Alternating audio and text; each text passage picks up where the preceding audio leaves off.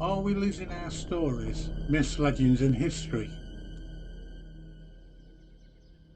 Old Albion has long been shaped by a rich tapestry of folklore and myth, by stories passed down through the long years, anchored in our shared history and cultural identity.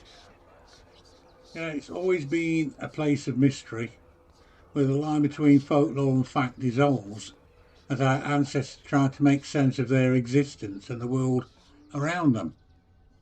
We have Celtic legends, Roman superstitions, then you've got Saxon and Norse gods. These all have stories and have merged and evolved, redefining our perception of the landscape.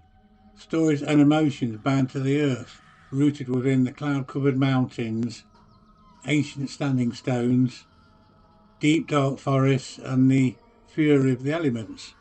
They're a way for us to connect with our ancestors. Are we losing our shared history?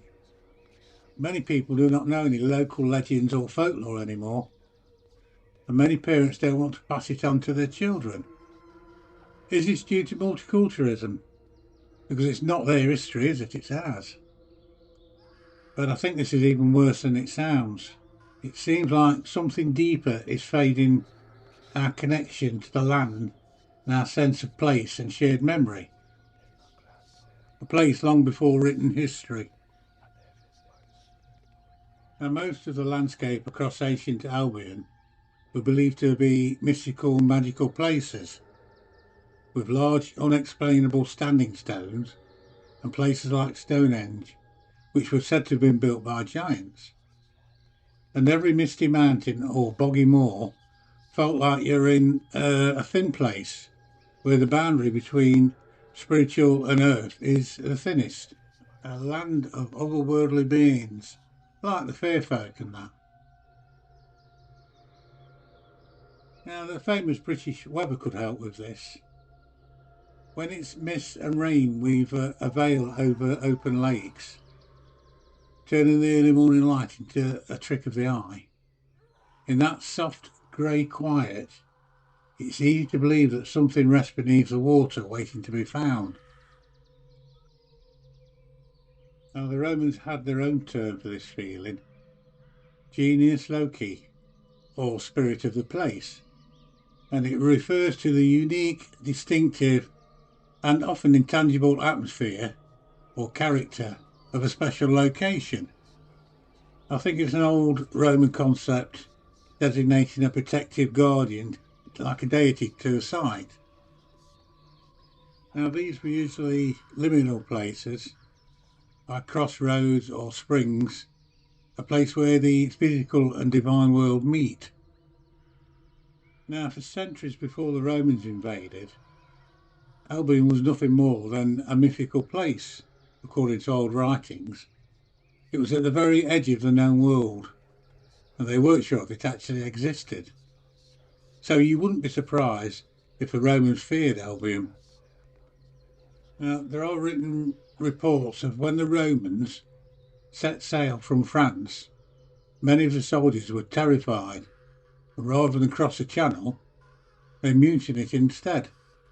They believed the land was home to magical cannibals and savage warriors who painted their bodies and sacrificed enemies to the gods, which they probably did. It was often described as the vanishing island, a place that disappeared in the mists. Now, this belief may have evolved into the folklore of Avalon. Now, I guess it was the Roman view that contributed to how the world perceived Britannia, turning it from a rainy, fog-shrouded island to a mythical boundary. And you'd imagine if the Roman Empire actually was scared of this little island, it must have created an almost supernatural protection for it. Because many Roman writers describe sacred groves where trees were splashed with human blood, and that the Druids could control the weather. And they also believed that the island had a strong and ancient power, which we could do with bringing back now. And it may have been because of all this that the Romans adopted local beliefs into their own belief systems. which sort of validates the idea of the land's ancient power. But gradually, after 400 years, they managed to imprint their own legends and folklore into Albion's. Now, of course, Rome is just one example of a cultural impact that shaped Britain's identity, thus transforming a remote island to a legendary otherworld. But we do need to remember these ancient myths and legends of ancient Albion before they're forgotten. Documenting it as a mythical, misty realm of bloodstained druids and supernatural landscapes, alive with mysticism, is a good way. Now, the sentiment that a critical tipping point has been reached regarding the loss of cultural heritage is a growing concern, with a lot of evidence suggesting a significant decline in the passing down of stories and traditions. And studies have indicated that oral histories and family traditions are fading, with some data suggesting that 64% of parents are not passing down stories anymore. Many families lose track of their genealogical history because parents and grandparents pass away before sharing the stories.